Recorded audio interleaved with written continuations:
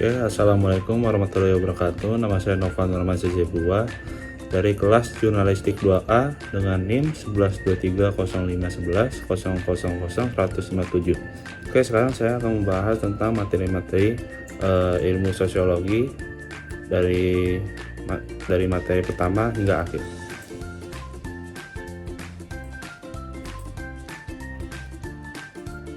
Oke, yang pertama ada ilmu sosial dan sosiologi. Ilmu sosial adalah sebidang studi yang mempelajari berbagai aspek kehidupan sosial manusia. Ini mencakup penelitian tentang interaksi antar individu, struktur sosial, proses sosial, dan pola perilaku dalam masyarakat. Sosiologi adalah merupakan cabang ilmu yang khusus mempelajari struktur sosial, interaksi sosial, lembaga sosial, dan proses sosial dalam masyarakat. Sosiologi berusaha untuk menjelaskan pola-pola dalam berperilaku manusia yang terbentuk oleh interaksi sosial dan struktur sosial. Yang kedua adalah definisi sosiologi menurut para ahli. Menurut Emil Durkheim 1858 sampai 1917, sosiologi adalah fakta yang berisikan cara bertindak, berpikir dan merasakan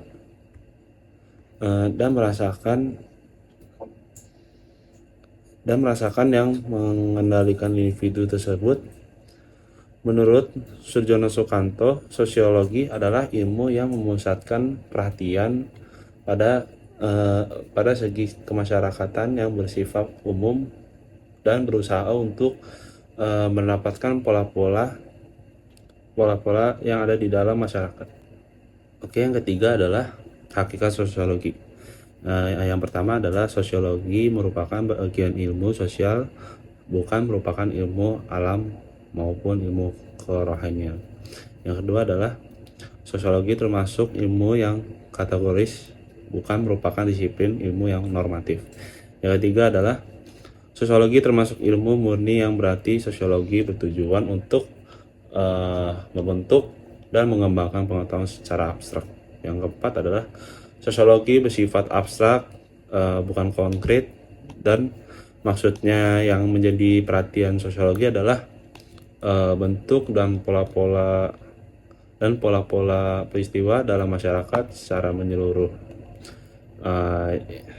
Materi yang keempat adalah menurut Emil Durkheim, sosiologi adalah fakta yang berisikan cara bertindak, berpikir, dan merasakan yang mengendalikan individu tersebut. Menurut Surjono Sukanto, sosiologi adalah ilmu yang memusatkan perhatian pada segi kemasyarakatan yang bersifat umum dan berusaha untuk mendapatkan pola-pola umum kehidupan masyarakat. Adalah sejarah sosiologi. Sosiologi sebagai sebuah istilah ilmuwan pertama kali dicetuskan oleh Auguste Comte melalui bukunya yang berjudul Cours de Philosophie Positive pada tahun 1838. Sehingga ia pun dikenal sebagai bapak sosiologi dunia. Menurut Auguste Comte, sosiologi merupakan cabang ilmu yang menjadikan masyarakat sebagai objek penelitian. Oke, materi yang ke-6, sejarah perkembangan sosiologi di Indonesia sejak tahun 1934, ketika Sekolah Tinggi Hukum Jakarta mengadakan kuliah ilmu sosiologi. Sosiologi pada saat itu dijadikan sebagai mata kuliah tambahan. Perkembangan sosiologi sebagai spesialisasi ilmu tersendiri dimulai sejak tahun 1950-an ketika dibuat jurusan sosiologi di beberapa. Materi ke-6 yaitu pengertian proses sosial. Proses sosial adalah cara-cara berhubungan yang dapat dilihat apabila perorangan dan kelompok-kelompok manusia saling bertemu dan menentukan sistem serta bentuk-bentuk hubungan tersebut, atau apa yang akan terjadi apabila ada perubahan-perubahan yang menyebabkan goyangan cara hidup yang telah ada. Oke, materi selanjutnya pengertian interaksi sosial. Menurut Gilin dan Gilin, dalam Sukanto, interaksi sosial merupakan hubungan sosial yang dinamis yang menyangkut hubungan antara orang-orang dan perorangan, antara kelompok manusia, maupun dinamis yang menyangkut hubungan antara orang perorangan dan antara kelompok-kelompok manusia maupun antara orang perorangan kelompok manusia, dan di mana kelakuan individu yang satu mempengaruhi, mengubah atau memperbaiki kelakuan individu yang lain atau sebaliknya. Oke, materi yang selanjutnya adalah ada tipe-tipe kelompok sosial, yaitu kelompok sosial menurut proses terbentuknya. Yang kedua, kelompok sosial menurut ikatannya.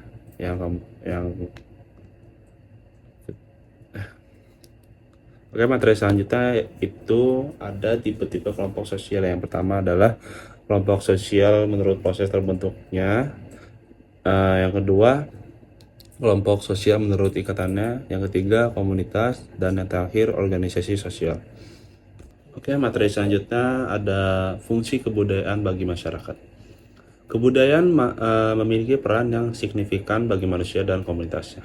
Berbagai tantangan yang dihadapi oleh masyarakat dan individu, seperti kekuatan alam dan faktor-faktor internal dalam masyarakat, tidak selalu bersifat menguntungkan. Selain itu, ada kebutuhan akan pemenuhan kepuasan, baik secara spiritual maupun material, yang menjadi penting bagi manusia dan kelompok sosial. Oke, materi selanjutnya ada proses pertumbuhan masyarakat.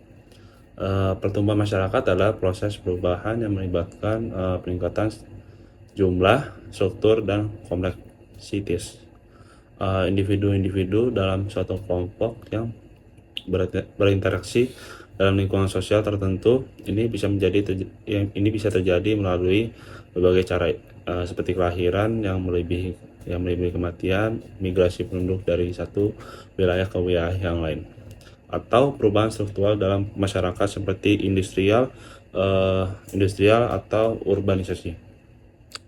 Pertumbuhan masyarakat juga dapat merujuk pada peningkatan kualitas hidup dan kesejahteraan anggota masyarakat, termasuk akses terhadap pendidikan, kesehatan, pekerjaan yang layak, serta kemampuan untuk berpartisipasi dalam kehidupan politik dan sosial.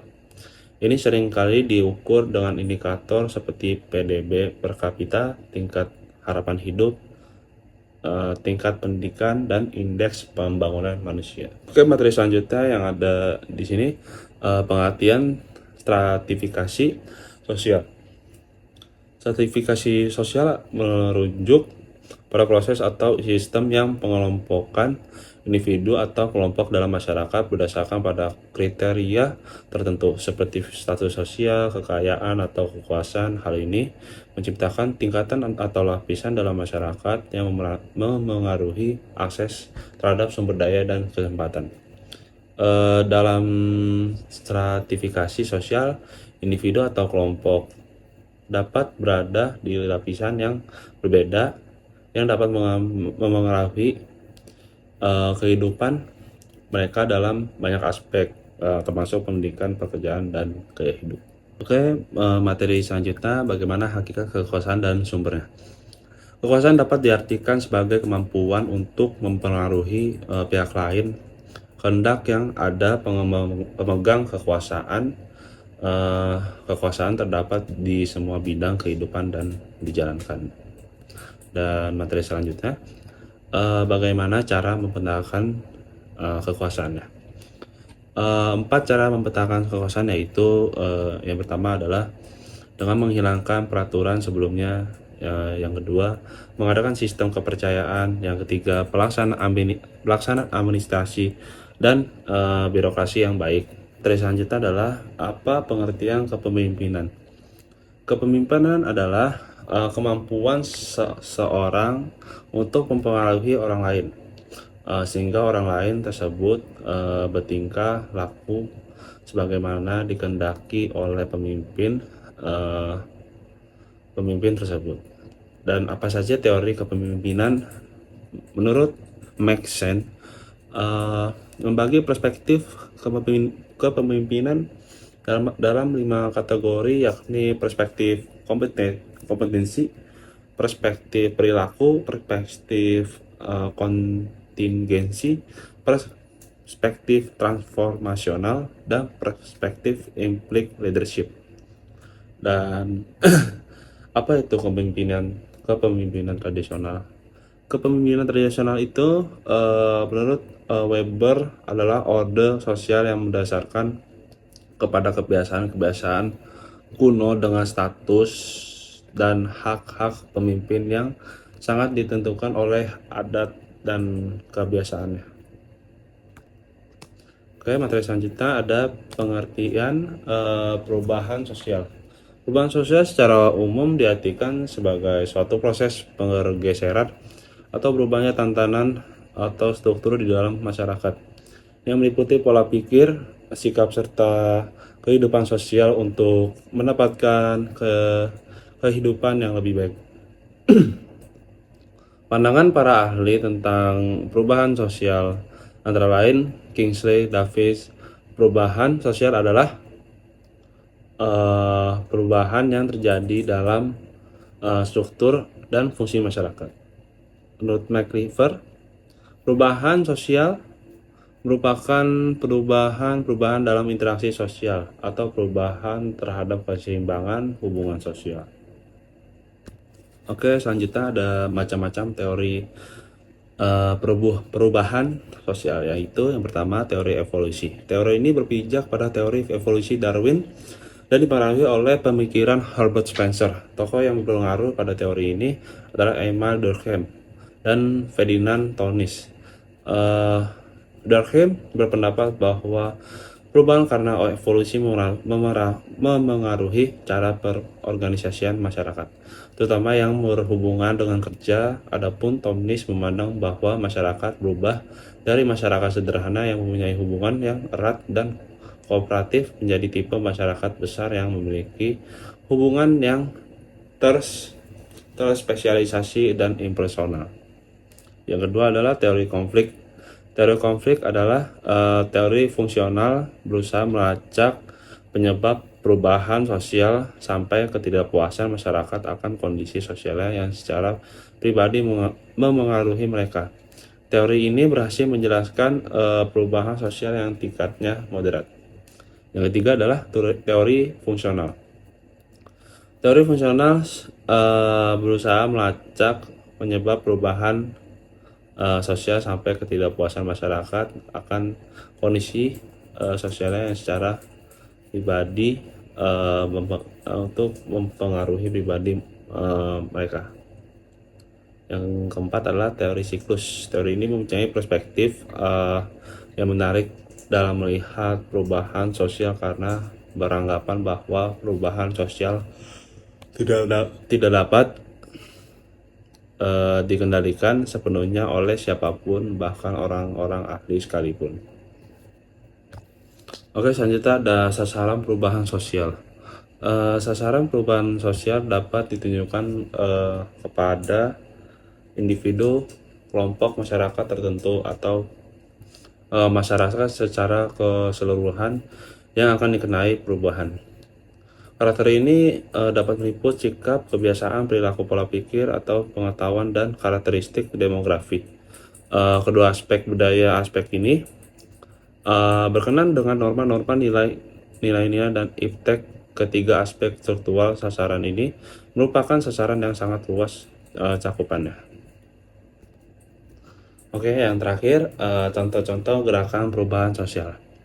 Terdapat banyak sekali gerakan perubahan sosial di sekitar kita.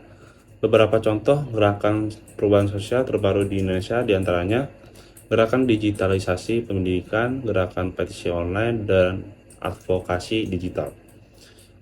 Gerakan kesadaran kesehatan mental, gerakan ekonomi kreatif dan UMKM, gerakan perlindungan anak, perlindungan hak-hak digital, gerakan anti kekerasan seksual, gerakan lingkungan dan iklim, dan masih banyak contoh gerakan perubahan sosial lainnya.